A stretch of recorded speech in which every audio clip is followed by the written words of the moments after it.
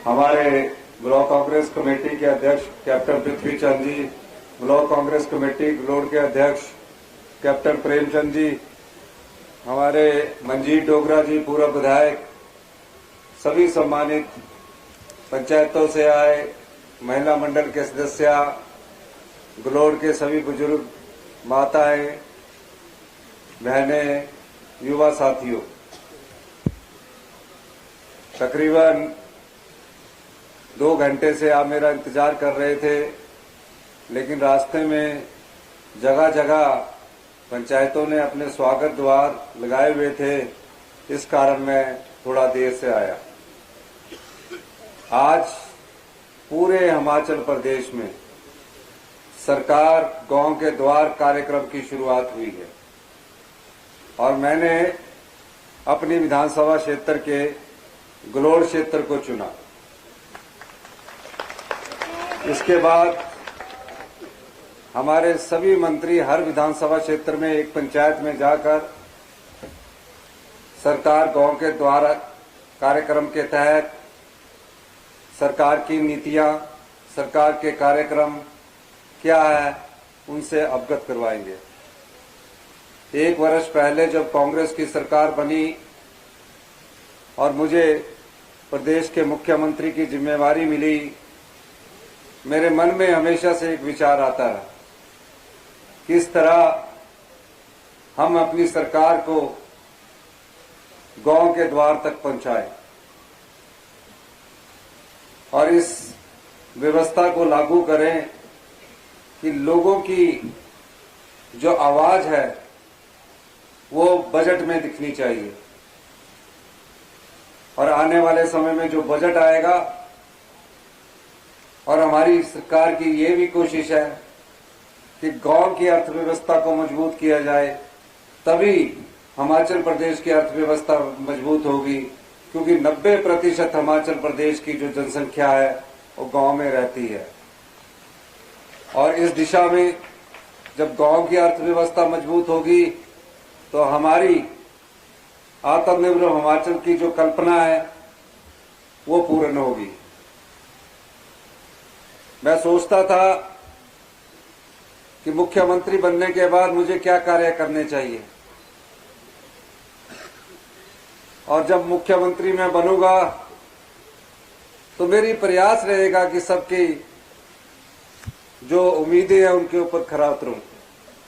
लेकिन धीरे धीरे जब सरकारी कामकाज में मैं देखता गया और मुझे पता लगा कि सरकार चलाने के लिए भी बजट का प्रावधान करना पड़ता है। जिस तरह हम अपने घरों में हर महीने की पहली 2 तारीख को देखते हैं, जो सरकारी कर्मचारी है वो ये देखता है कि मेरे को कितनी पे आएगी, कितनी पेंशन आएगी। दुकानदार ये देखता है कि महीने में मेरे को कितनी कमाई हुई, इस कमाई के आधार पर मैं अपना खर्चा करूंगा। किसान देखता है कि उसकी आय कितनी हो रही है और एक बजट बनाता है। उसी तरह सरकार में भी एक बजट बनता है।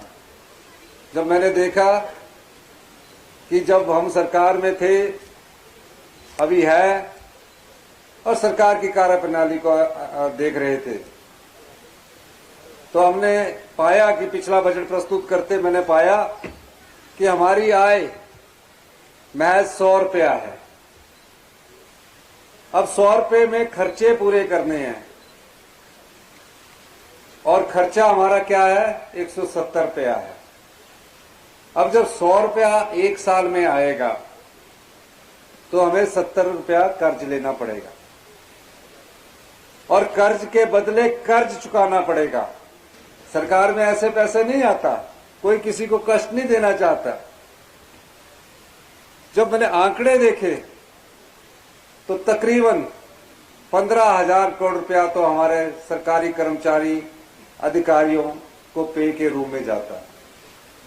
10,000 करोड़ रुपया हम पेंशन के रूप में देते हैं।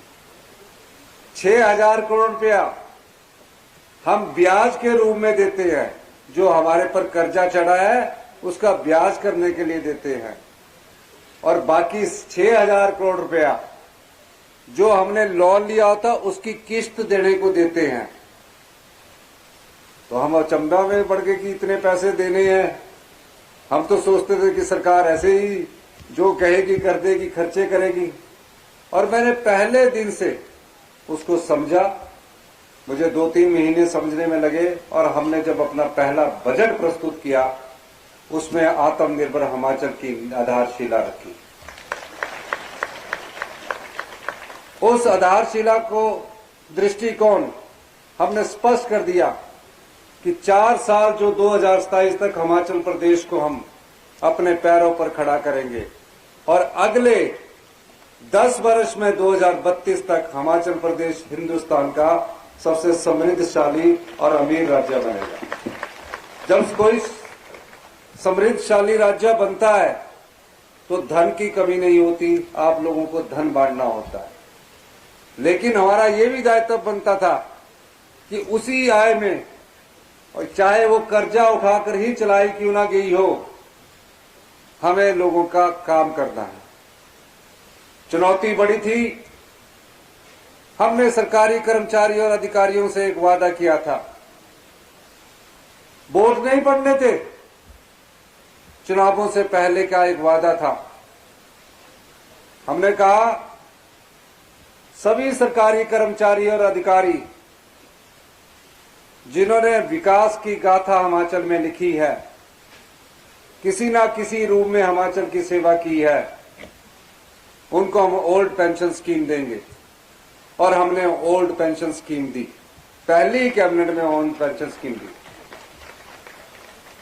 जो केंद्र सरकार को पसंद नहीं आई। हमने ओल्ड पेंशन स्कीम दी और ये भी कहा कि जितने सरकारी कर्मचारी वो अधिकारी का पैसा एनपीए के रूप में जमा है 9,000 करोड़ रुपया केंद्र सरकार के पास, उस पैसे को आप वापस करो, क्योंकि वो तो आपका पैसा है। उसमें 50% शेयर सरकारी कर्मचारी का जाता है और 50% सरकार का जाता है। हमने सोचा ओल्ड पेंशन स्कीम देने के बाद 4,500 करोड़ जो सरकार का वो तो वापिस आएगा, लेकिन केंद्र में बैठी सरकार ने उस पैसे पर अभी तक कोई कार्रवाई नहीं की है। अब हमने सोचा कि अब प्रदेश को कैसे आगे बढ़ाना है, तो सरकार की जो आय होती है उस आय के आधार पर हमें लोन मिलता है। मैं दिल्ली में मंत्रियों से मिला, फाइनेंस मिनिस्टर से मिला और मैंने कहा कि आप हमारी लोन की लिमिट बढ़ा दीजिए। उन्होंने कहा कि आपने ओल्ड पेंशन स्कीम दी है, हम आपके लोन की लिमिट में जो 1780 करोड़ रुपए बढ़ना चाहिए था उसको हम नहीं देंगे। हमने पूछा उनसे कि वो तो आपको देना चाहिए, जब आप पिछली सरकार थी तब देते थे। उन्होंने उसको भी देने से इनकार कर दिया। लेकिन हमने सरकारी कर्मचारियों का बढ़ापा सुरक्षित किया और आज 800 लोगों को ओल्ड पेंशन स्कीम के तहत, जिन्हें 700 रुपया और 2700 रुपया मिलता था, आज 27,000 रुपया मिलना शुरू हुआ। ये बात मैं क्यों कह रहा हूं?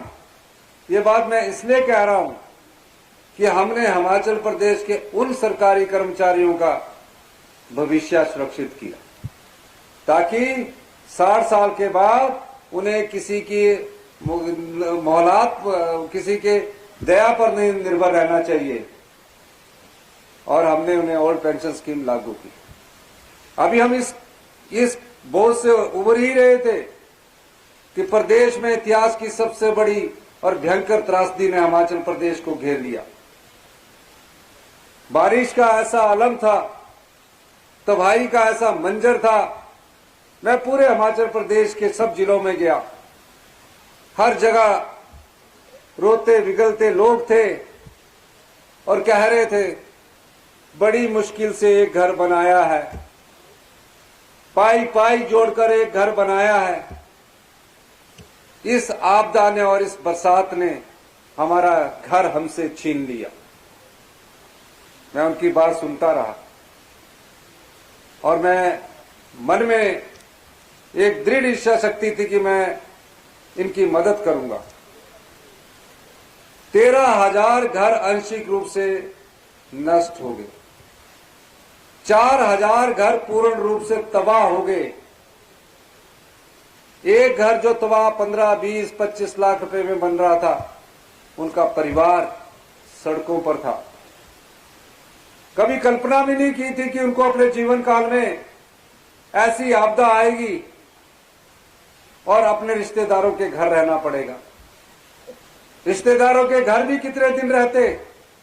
हमने कहा कि हम आपको जो भी आपदा के प्रभावित परिवार है, 16,000 परिवार सभी जिलों में थे, उनको कहा जब तक इनको हम राहत नहीं दे देते तब तक इनको 5,000 रुपया गांव में किराए के मकान का पैसा सरकार देगी। 10,000 रुपया शहर में रहने वाले मकान जिसका उजड़ गया उसको सरकार देगी। और 31 मार्च 2024 तक गैस का सिलेंडर और खाना पीना मुफ्त में सरकार देगी। हमने इंतजाम किया और मैं केंद्र सरकार के देश के सभी लोगों से मिला और कहा कि हमें स्पेशल रिलीफ पैकेज दिया जाए। पूरा प्रदेश आपदा से जूझ रहा था और भाजपा भारतीय जनता पार्टी के नेता विधानसभा सेशन बुलाने की बात कर रहे थे। विधानसभा सेशन तो बाद में भी हो सकता था। हमने कहा इतने पुलिस के कर्मचारी अधिकारी इस आपदा प्रभावित परिवारों के पास उनको बचाने में लगे हुए हैं, इतने अधिकारी उनको बचाने में लगे हुए हैं। आप बताइए, अभी विधानसभा सेशन बनाना ठीक नहीं होगा, वो प्रेस कॉन्फ्रेंस करके बोलते रहे। और जब हमने विधानसभा सेशन बुलाया, उस पर 3 दिन तक चर्चा हुई। उस चर्चा में हमने भारतीय जनता पार्टी के नेताओं से कहा कि हम ये प्रस्ताव लाए हैं। उस प्रस्ताव में लिखा क्या था कि जो भी आपदा प्रभावित परिवार है, हमारी स्थिति ठीक नहीं है, भारत सरकार हमें स्पेशल रिलीफ पैकेज दे, जैसे कि गुजरात के भुज में दिया, उत्तराखंड में दिया। हमने कहा आप इस प्रस्ताव में खड़े होकर वोट डालिए। वो 3 दिन तक तो बड़ी बड़ी बातें करते रहे। जयराम ठाकुर जी बहुत बोलते रहे, इनका घर भी बसना चाहिए, इनको मुफ्त में कोई पैसा भी देना चाहिए। हमने बोला बहुत अच्छी बात कर रहे, देंगे, लेकिन आप इस प्रस्ताव का समर्थन कीजिए। वो प्रस्ताव के समर्थन में खड़े नहीं हुए और प्रस्ताव हमने पारित किया। हमने केंद्र सरकार को प्रस्ताव भेजा। मैं बार बार कहता रहा भारतीय जनता पार्टी के दल के नेताओं से, मैं उन सांसदों से भी सवाल पूछना चाहता हूं, जब प्रदेश के लोगों पर आपदा आ रही थी, 16,000 घर परिवार तबाह हो चुके थे, आपका क्या ये दायित्व नहीं बनता था कि कम से कम देश के गृह मंत्री के पास जाकर एक चिट्ठी लिखकर ये कह देते कि आपदा प्रभावित परिवारों के लिए आप स्पेशल रिलीफ पैकेज दीजिए। उन्होंने इस प्रकार की कोई बात नहीं की। मैं आज भी बार बार कहता हूं कि आप हमारे साथ चलिए। मेरे घर के लिए नहीं है, हमारे लोगों के लिए ये है, लेकिन भारतीय जनता पार्टी के लोग उसमें नहीं खड़े हुए। तो हिमाचल विरोधी भाजपा है ये, आपदा वालों के लिए नहीं खड़े हो रहे हैं। ओल्ड पेंशन स्कीम जिनको हमने दी है उनका 9,000 करोड़ लेने के लिए नहीं खड़े हो रहे हैं, सिर्फ राजनीतिक रोटियां सेकने के लिए ये लोग खड़े हो रहे हैं। यही नहीं, हम बार बार इनसे कहते हैं कि आपने राज्य के इंटरेस्ट को बेचा। हमारे हाइड्रो प्रोजेक्ट लगते हैं, बीजेपी ने हिमाचल के इंटरेस्टों को वहां भी बेच दिया। हमने 4300 करोड़ रुपया बीबीएमबी से लेना है, सुप्रीम कोर्ट ने बोला इनको पैसे दो। भारतीय जनता पार्टी के नेता उन 4300 करोड़ को जो सुप्रीम कोर्ट से फैसला हो गया है उसको भी रोकने का प्रयास कर रहे हैं। हमने कहा पिछली सरकार थी, आपने हिमाचल के हितों का ख्याल नहीं रखा। सुन्नी और धौला सीध में पावर प्रोजेक्ट लग रहा था। आज तक जितने भी पावर प्रोजेक्ट हिमाचल प्रदेश में लगे उसमें 12% फ्री पावर हमें मिलती है, जो रॉयल्टी के रूप में मिलती है, जिससे हमें आय होती है, जिससे हम पेंशन देते हैं, पे देते हैं। इन्होंने कहा कि वो भी हमको नहीं चाहिए, वो 40 साल बाद देना, और प्रोजेक्ट जिंदगी भर के लिए दे दिया। हमने विरोध किया और मैं भारत के केंद्र सरकार से मिला कि ये 12% की फ्री रॉयल्टी हमें मिलनी चाहिए। अगर ये 12% हमें फ्री रॉयल्टी नहीं देते तो हम इनके जो पावर प्रोजेक्ट है उनको हम टेक ओवर कर लेंगे। हम हिमाचल के लोगों के हितों को बेचने नहीं देंगे। हिमाचल विरोधी भाजपा उसमें भी टांग अड़ा रही। फिर हमने कहा कि अभी केंद्र सरकार का कानून है, राज्य सरकार का कानून है, घर बनाने के लिए सिर्फ 1.5 लाख रुपया मिलता है। 1.5 लाख में तो किसी का वॉशरूम भी नहीं बनता, टॉयलेट भी नहीं बनता। इसका आय को बढ़ाना पड़ेगा। उन्होंने कानून नहीं बदला, लेकिन हिमाचल सरकार ने बदला कानून और जो आपदा प्रभावित परिवार थे 1.5 लाख से बढ़ाकर अपनी आय से हमने 7 लाख रुपया उनको देने का प्रावधान किया। भारतीय जनता पार्टी वहां भी हमारा विरोध करती है। आजकल भी मैं देख रहा हूं, पहले क्या होता था कि पटवारी के पास इंतकाल करवाने के लिए लोग जाते थे। पूरे हिमाचल प्रदेश में पटवारी को ढूंढते थे कि आज इंतकाल होना है। आपने देखा आजकल क्या हो रहा है? आजकल पटवारी जी लोगों को ढूंढ रहे हैं कि इंतकाल करवाओ अपना। ये सरकार नजर आती है कि फटाफट इंतकाल करा। पहले क्या होता, इंतकाल की डेट अलग। हमने 1 साल में, मैंने कई बार कहा कि हम सत्ता में सत्ता सुख के लिए नहीं आए, हम व्यवस्था परिवर्तन करने के लिए आया है। उस व्यवस्था परिवर्तन को हमने किया। अभी जो बच्चे अपने माता को खो चुके हैं, पिता को खो चुके हैं, इन बच्चों ने जिंदगी में कभी कल्पना की थी? इन्होंने कभी हमसे मांग नहीं की थी। मैं मुख्यमंत्री बनने के बाद रिवाज होता है कि सचिवालय में कर्मचारी और अधिकारी जाते हैं। मैं अनाथ आश्रम गया, मैं अब अनाथ बच्चों से मिला और अनाथ बच्चा कभी कोई मांग लेकर आता ही नहीं था, क्योंकि उसके मन में तो यही पीड़ा रहती थी, ना तो मां का प्यार मिलता था, ना पिता का प्यार मिलता था। हमने उसके दर्द को समझा। अपने चाचा जी के पास कोई अनाथ बच्चा रह रहा है, अपने ताया जी के पास अनाथ बच्चा रह रहा है। तकरीबन 4000 ऐसे अनाथ बच्चों को सरकार ने गोद लिया और उन बच्चों को कहा कि जब तक वो पढ़ना चाहते हैं, 27 साल तक जब तक पढ़ना चाहते हैं, पूरा खर्चा सरकार उठाएगी। उसके स्कूल का खर्चा सरकार उठाएगी। अगर वो डॉक्टर बन जाता है, उसकी मेडिकल कॉलेज का फीस का खर्चा भी सरकार उठाएगी, हॉस्टल का खर्चा भी सरकार उठाएगी। 4000 रुपया महीना पर पॉकेट मनी भी सरकार देगी। ये हमने सरकार उन बच्चों के लिए किया। अभी मैं आ रहा था तो कुछ बच्चे मुझे मिले जो स्पेशल चाइल्ड बच्चे हैं। उनको पढ़ने के लिए कोई आज तक कोई स्कूल नहीं है। वो बच्चे पढ़ना चाहते हैं, अपंग हो चुके हैं, दिव्यांग हो चुके हैं, वो पढ़ना चाहते हैं, वो शिक्षा ग्रहण करना चाहते हैं। उनकी पढ़ाई तो हो रही है, लेकिन उस स्तर का कोई स्कूल हिमाचल प्रदेश में नहीं है। आज मैंने पाया कि उनके लिए स्कूल भी हम खोलेंगे और उनके लिए हम कॉलेज भी खोलेंगे। आने वाले बजट में इस चीज का हम प्रावधान करेंगे। मैं देखता हूं कई विधवाएं महिलाएं हमारे पास आती है, गरीब होती है, उनके पास घर नहीं होता, छोटा सा कमरा होता है। हमने उनके लिए भी, विधवा महिलाओं के लिए भी एक योजना लाई है। पिछले दिनों हमने अपने सीमित साधनों के बीच मैंने एक फैसला किया कि जो भी विधवा महिला है जिसकी आय 3 लाख तक है, अगर उसके पास घर नहीं है तो उसको घर बनाने के लिए हमारी सरकार 1.5 लाख रुपया उपलब्ध करवाएगी। उसमें हमने इनकम 3 लाख कर दी, इसलिए क्योंकि 3 लाख में कई बार एक कमरा होता है, बच्चे 2 या 3 होते हैं, बच्चों ने भी पढ़ना होता है, उसी में रसोई होती है, उसी में सोना होता है। तो हमने सोचा कि उनके साथ एक और कमरा भी जुड़ जाएगा, तो उसके लिए हमने विधवा को जिसकी आय 3 लाख से कम है उसे हम 1.5 लाख रुपया पर मंथ देंगे। तो ये सोच क्यों है?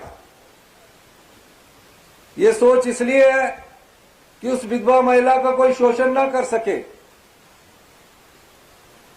वो अपनी जीवन यापन को ढंग से अपने जीवन में जी सके। ये सरकार की सोच है। अभी 1 वर्ष हुआ हमारी सरकार को बने हुए। हमने 20% से ज्यादा का राजस्व कमाया है।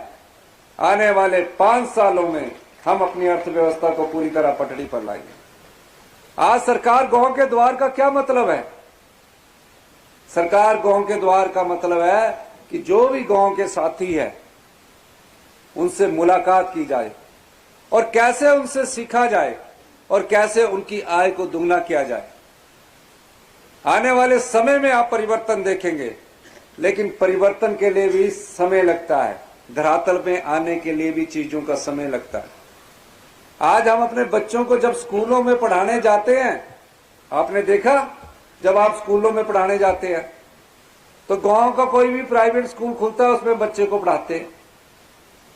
गवर्नमेंट स्कूल में पढ़ा लिखा टीचर है, टेस्ट के थ्रू आया हुआ है, लेकिन वहां नहीं पढ़ाते। एक मानसिकता ऐसे आ गई है क्योंकि उसमें कमियां थी। और हमारी क्वालिटी एजुकेशन यानी कि हमारे 5वीं क्लास के बच्चे को अगर दूसरी क्लास की किताब पढ़ने को दे दी जाए, वो ढंग से वो भी नहीं पढ़ सकता। तो कहीं ना कहीं शिक्षा के स्तर में गिरावट आई है। पूरे हिंदुस्तान में हमारा गुणात्मक शिक्षा में हम 18वें स्थान पर पहुंच चुके। मैंने फैसला किया कि शिक्षा के स्तर में व्यापक सुधार की जरूरत है और अगले 2 महीने के बाद जो सेशन होगा, सभी गवर्नमेंट स्कूलों में इंग्लिश मीडियम के तहत पढ़ाया जाएगा और उसमें ड्रेस भी उनकी अपनी तय प्रिंसिपल करेगा। उसमें और भी सुधार की जरूरत है ताकि बच्चे का आत्मविश्वास बढ़े। हेल्थ के क्षेत्र में हमें बदलाव करने की जरूरत है। ये सभी बदलाव तभी संभव हो सकते हैं जब आप लोगों का प्यार हमारे साथ रहे। हम भारतीय जनता पार्टी के नेताओं की तरह चुनावों के वक्त ढोंग नहीं रचते। हम पहले योजना को सोचते हैं, आपकी राय के अनुसार उसको बजट में लाते हैं, बजट का प्रावधान करते हैं और उसको योजना को लागू करने के लिए फिर दिन रात लग जाते हैं। आप पूछिए भारतीय जनता पार्टी के 3 संसद सदस्य हैं यहां से, शिमला से, हमीरपुर से, कांगड़ा से। आप पूछो उनसे कि आपने भी देखा इतनी ज्यादा बरसात हुई, घरों के आगे के डंगे गिर गए। पूछो उनसे, आपकी केंद्र में सरकार है, आपने कभी ये फैसला किया कि कम से कम गृह मंत्री से मिलकर कोई रिलीफ पैकेज दिया जाए? आज तक एक भी फोटो उनकी तीनों की नजर नहीं आएगी। यहां आके राजनीतिक बातें बहुत करेंगे। पूछना चाहिए, चुनावों के वक्त आपके पास बार बार आएंगे। हम 1 साल का हिसाब भी सरकार गांव के द्वार के तहत दे रहे हैं। कई और योजनाएं आ रही है जिससे आपको बेनिफिट हो रहा है, क्योंकि 40 साल बिगड़ी व्यवस्था को सुधारने के लिए समय लगेगा। और हम ऐसा प्रशासन देना चाहते हैं, ऐसा शासन देना चाहते हैं जब भ्रष्टाचार ना हो। हमारा प्रयास है और इस प्रयास में हम सफल भी हुए। इसलिए मैं आज आपके बीच में आया हूं और आपसे यह अनुरोध करना चाहता हूं, आप अपनी समस्या लाइए, एप्लीकेशन लिखिए, उसमें टेलीफोन नंबर भी जरूर लिखिए। जो भी हमारे दायरे के अंतर्गत, नियमों के अंतर्गत होगा, उस कार्य को हम करेंगे। और इस आश्वासन के साथ कि आने वाले समय में हम किसानों के साथ बैठकर भी चर्चा करना चाहते हैं। पहली बार सरकार ने दूध का रेट जो अभी आपसे सरकार जो हिम फेडरेशन है 32 रुपए का खरीदती थी, हमने उसको 38 रुपए कर दिया। ये क्यों किया? ताकि किसान की आय बढ़े। और भी हम किसानों में सुधार करना चाहते हैं। इसकी एक योजना पर हमारी सरकार कार्य कर रही है। जल्दी ही अब युवाओं को देखेंगे। 20,000 के करीब हमने सरकारी नौकरियां निकाली है, उसके इंटरव्यू चल रहे हैं। 2-2.5 हजार के करीब लेक्चरर और टीजी के बारे में आज ही कमीशन को बोला गया है कि इनके इंटरव्यू करवाइए। जल्दी ही कमीशन से उसकी एडवर्टीजमेंट निकलेगी। 10,000 के करीब आईपीएच में electrician, fitter, pump operator, multipurpose वर्करों के इंटरव्यू शुरू होने जा रहे हैं। 2061 के करीब हमारी वन मित्रों की भर्ती होने जा रही है और 984 के करीब पटवारियों की भर्ती होने जा रही है। कई जेई की पोस्टें निकाली जा रही हैं। क्यों? ताकि रोजगार के अवसर मिले। पर सरकारी क्षेत्र में भी एक सीमा होती है रोजगार की। पर रोजगार के दूसरे क्षेत्र में कैसे आगे बढ़ा जाए, उसके लिए भी हमारी योजनाएं लेकर आ रहे हैं। ई टैक्सी लेकर आ रहे हैं, सोलर पावर प्रोजेक्ट की परियोजना लेके आ रहे हैं। धीरे धीरे आप तक ये योजनाएं जब धरातल पर आपके पास पहुंचेगी, इसका लाभ सीधा किसी को नहीं होगा, आम जनता को होगा, किसान को होगा, युवा को होगा। अंत में इन्हीं शब्दों के साथ आज सरकार गांव के द्वार कार्यक्रम के तहत आई है। जो भी आदमी अपनी कोई समस्या है वो मुझे बता सकता है और उस समस्या का निपटारा हमारी सरकार करेगी। पूरे हिमाचल प्रदेश में इस प्रकार के कार्यक्रम की शुरुआत कर दी गई है। आपने मेरी बात सुनी, आपका बहुत बहुत धन्यवाद। जय हिंद, जय भारत।